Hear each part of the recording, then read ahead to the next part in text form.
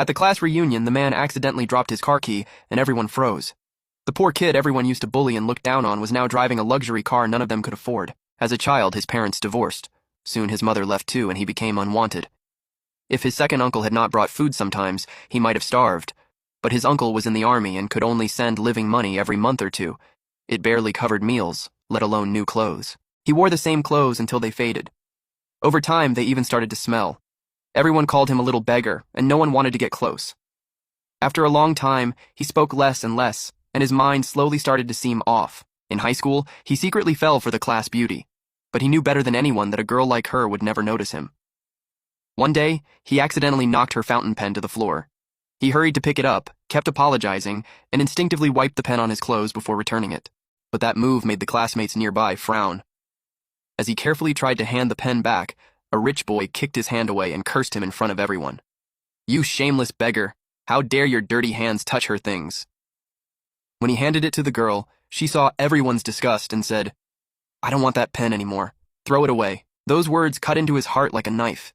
He knew she truly thought he was dirty and poor, and would not even keep something he had touched. Later, unable to afford college, he left school to work at a construction site. But he kept her pen with him, protecting it like a treasure. From then on, he quietly swore that one day he would make something of himself. Not long after, a car accident happened right in front of him. Without thinking, he rushed over to save the driver and called emergency services. That instinctive kindness changed his entire life. The next day, the driver he saved came to thank him and handed him 100,000 yuan in cash. Back then, that amount could change a person's fate. But he had just entered society and did not know how to use it, so he gave it all to his second uncle who had just retired from the army. His uncle used the money to start a business. In just a few years, his clothing factory became the largest local company. As the factory's biggest investor, the man earned a huge return.